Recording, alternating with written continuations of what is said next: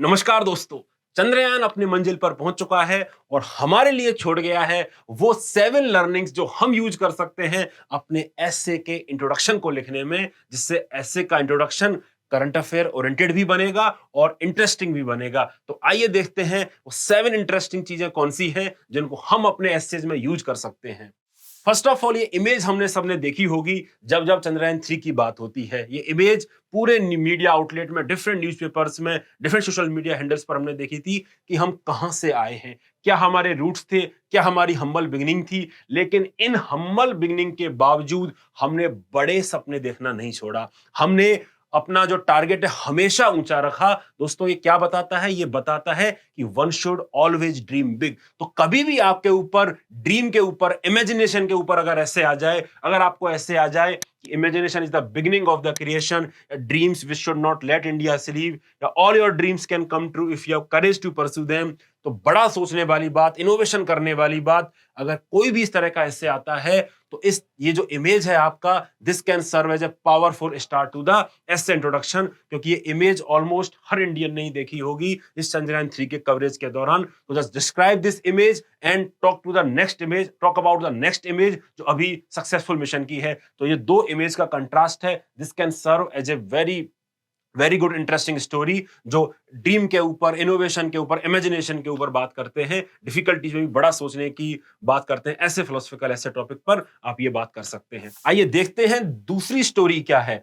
दूसरी स्टोरी है इस कार्टून की। ये कार्टून हमने न्यूज़पेपर और सोशल मीडिया हैंडल्स में देखा होगा। ये कार्टून डिस्क्राइब करता है कि कैसे कुछ एलीट स्पेस क्लब के लोग इंडिया के स्पेस एफर्ट्स को देखते थे। वो कहते थे कि आप तो गाय भैंस चराने वाले लोग हैं, आप कहां यहां स्पेस में आ गए, आपको तो खाने दाने के मोहताजे हैं, आप क्यों इतना बड़ा ड्रीम्स ले रहे हैं, इतना बड़ा एफर्ट ले रहे हैं। दोस्तों, अगर कोई भी ऐसे टॉपिक आता है जो क्रिटिसिज्म के ऊपर होता है, जो अनावश्यक रूप से बोलने पे होता है, तो वहां पे भी आप इस थीम को डिस्क्राइब कर सकते हैं कि action speaks louder than words, या those who know do not speak and those who speak do not no.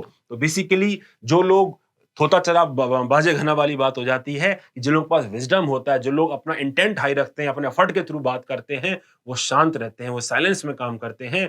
और जो लोग एलीट होते हैं, जो इग्नोरेंट होते हैं, वही लोग ज्यादा बोलते हैं। तो इस तरह के ऐसे थीम्स के ऊपर भी आप इस कार्टून का स्टोरी डिस्क्राइब कर सकते हैं और फिर इंडिया का जो ट्रायम्फ है उसको बता सकते हैं कि कैसे हमने अपने एक्शन से अपनी क्रिटिक को चुप किया। तो ये इमेज तो आपने देखी होगी चंद्रयान 2 के फेल्योर के बाद, कैसे जो इसरो के डायरेक्टर थे उनको प्राइम मिनिस्टर मोदी ने गले लगाया, वो भावुक हो गए थे और वो रो रहे थे। तो ये बताता है कि कैसे जो इंसान है अपनी गलतियों से सीखता है, कैसे चंद्रयान 2 से हमने गलतियों से सीखा और चंद्रयान 3 में हमने वो सफलता अर्जित करी। तो दोस्तों, आपने देखा भी होगा, आपने सुना भी होगा कि चंद्रयान 3 में काफी कुछ इनोवेशन किया गया था, काफी कुछ गलतियों से हम सीखे थे। कौन सी गलतियों से सीखे थे?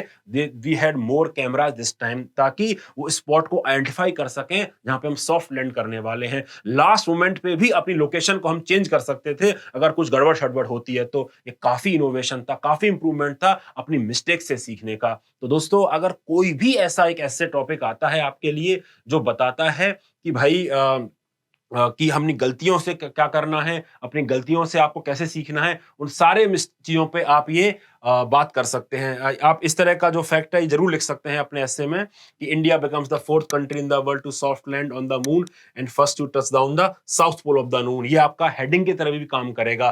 तो अगर मैं ऐसे के टर्म्स में बात करूं, तो अगर ऐसे टॉपिक कोई आता है कि history repeats itself first as tragedy and second as farce, तो उसका काउंटर करने के लिए कि हिस्ट्री हमेशा खुद को रिपीट नहीं करती है, हिस्ट्री से हम सीखते भी हैं, और सीखते हैं तो हिस्ट्री चेंज भी करते हैं, नई हिस्ट्री भी बनाते हैं, नए ऐतिहासिक मुकाम भी हम हासिल करते हैं। तो वहां पे भी एज ए काउंटर आप इसरो के जिस अचीवमेंट को बता सकते हैं कि चंद्रयान 2 से चंद्रयान 3 की जो लर्निंग है वो कैसे आती है।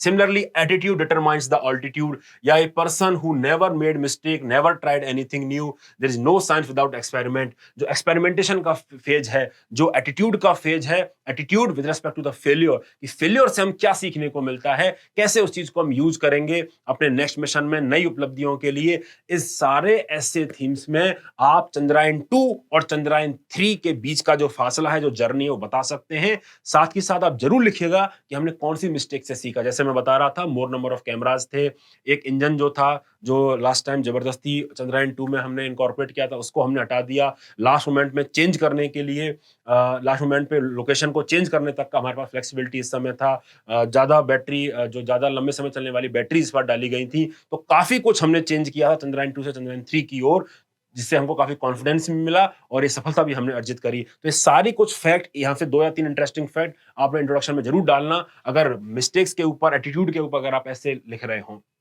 सिमिलरली हमने वो प्राइम मिनिस्टर की इमेज देखी, तो वो क्या दिखाता है? वो लीडरशिप दिखाता है। वो लीडरशिप प्राइम मिनिस्टर मोदी का भी दिखाता है, और लीडरशिप इसरो का भी दिखाता है। तो अगर कोई लीडरशिप पे आए, एम्पैथी पे आए, कंपैशन पे आए या सपोर्ट पे आए, तो वहां पे आप इस तरह के जो रेफरेंसेस है वो ले सकते हैं। Similarly character of an institution is reflected in its leader. तो इसरो का जो लीडरशिप है उसको भी आप क्रेडिट दे सकते हैं कि ये आज की जो अचीवमेंट है, केवल आज की अचीवमेंट नहीं है, ये डिकेड्स की अचीवमेंट है। जो इसरो के जो लीडर्स रहे, जो चेयरमैन रहे, उन्होंने कैसे खून पसीना एक करके इतनी बड़े बड़े सैलरीज को ठोकर मार के जो नासा में कमा सकते थे, वो यहाँ देश में सेवा करना उचित समझा। तो वो कैरेक्टर को कैसे रिफ्लेक्ट किया है इस इंस्टीट्यूशन ने, तो उस तरह के ऐसे में भी आप इस तरह का ऐसे का इंट्रोडक्शन दे सकते हैं। Similarly history is a series of victories won by the scientific man over the romantic man. तो यहाँ पे कैसे साइंस और रैशनैलिटी ने विजय प्राप्त करी अपनी मिस्टेक्स के ऊपर, अपनी जर्नी के ऊपर, कैसे सीमित संसाधनों में भी इतना बड़ा अचीवमेंट हासिल किया है, उस पे भी आप बात कर सकते हैं। ठीक है। इसका उल्टा भी आर्गू वैसे किया जा सकता है इसी स्टोरी के तहत। अगर आप ध्यान से देखें कि रोमांटिक मैन को क्या होता है, साइंटिफिक मैन तो होता है जो कैलकुलेट करता है, कॉस्ट बेनिफिट एनालिसिस करता है, रैशनल होता है। तो वो अगर रैशनैलिटी का देखेगा तो देखेगा भैया इतने सीमित संसाधनों में कैसे सफलता प्राप्त करोगे। तो लेकिन रोमांटिक मैन ही होता है जो इमेजिनेशन में काम करता है, जो बड़ा सपना देखता है। तो कहीं ना कहीं हमने उन ऑड्स को डिफाई किया है जो एलीट स्पेस क्लब हमारे बारे में सोचते थे, यार ये तो कुछ नहीं कर पाएंगे, ये कंट्री तो कुछ नहीं कर सकता। तो उनको डिफाई करना भी एक रोमांटिक मैन का काम है कि हम में हर किसी के अंदर एक रोमांटिक मैन होता है जो इमेजिनेशन पे बात करता है, जो बड़ा सोचता है, इनोवेशन करता है। तो उसमें आप काउंटर भी इसका कर सकते हैं, डिपेंडिंग अपॉन कि आपने ऐसे को कैसे स्टार्ट करना चाहते हैं। सिमिलरली ये इंटरेस्टिंग फैक्ट आपने देखा ही होगा कि जो इस चंद्रयान मिशन का जो बजट था वो केवल $75 मिलियन था, और ये जो इंटरस्टेलर मूवी थी उससे काफी कम था। मूवी लगभग मोर देन 2 टाइम्स बजट रखती थी चंद्रयान के बजट से। दोस्तों ये क्या दिखाता है? ये दिखाता है फ्रूगलनेस, ये दिखाता है सीमित संसाधनों में भी कैसे बड़ी चीजें अचीव करी जा सकती है, इनोवेशन दिखाता है। तो कहीं भी अगर कोई ऐसे ऐसे आए जिसमें फ्रूगलनेस की बात करनी हो, इनोवेशन की बात करनी हो, या necessity is the mother of invention की बात करनी हो, कि वहां पे हम कैसे बड़ा काम अचीव कर सकते हैं, इनोवेशन की बात कर सकते हैं, या देखिए they are better practices to best practices. मतलब अब जैसे जो चंद्रयान लॉन्च हो रहे थे, स्पेस मिशन लॉन्च हो रहे थे, तो इनके कुछ एसोसिएटेड कॉस्ट तो हमेशा से थे, नासा में भी हमने देखा, बाकी सारे स्पेस एजेंसी के भी हमने देखे। तो वो तो कुछ बेस्ट प्रैक्टिसेस के लिए ही थे ना, लेकिन उन बेस्ट प्रैक्टिसेस से भी बेहतर कुछ बेटर प्रैक्टिसेस हो सकती हैं। ये भारतीयों ने करके दिखाया, ये इसरो ने करके दिखाया कि भैया जो आपने बेस्ट प्रैक्टिसेस सोची हुई हैं उसके हिसाब से तो बजट एक्स आता है, एक्स बजट में हम काम नहीं कर सकते, तो हमने तो उसका x/3 बजट में काम करके दिखाया है। तो ये क्या दिखाता है? यही दिखाता है कि they are better practices to best practices. अगर हमारा माइंड और सोल एक जगह पे है तो हम बहुत बेहतर अचीव कर सकते हैं अपनी लाइफ में। तो that is another important good introduction जो आप यूज कर सकते हैं इस तरह के थीम्स में। और अगर आप ऐसा करते हैं तो वो जो मूवीज से जो कंट्रास्ट है वो जरूर ड्रॉ करिएगा, बताइएगा कि कैसे मोर देन 2 टाइम्स बजट है उस मूवी का, जबकि इसका इतना कितना कम बजट में इसने काम कर दिया। इस तरह के इंटरेस्टिंग फैक्ट ऐसे के इंट्रोडक्शन को और मजेदार बनाते हैं।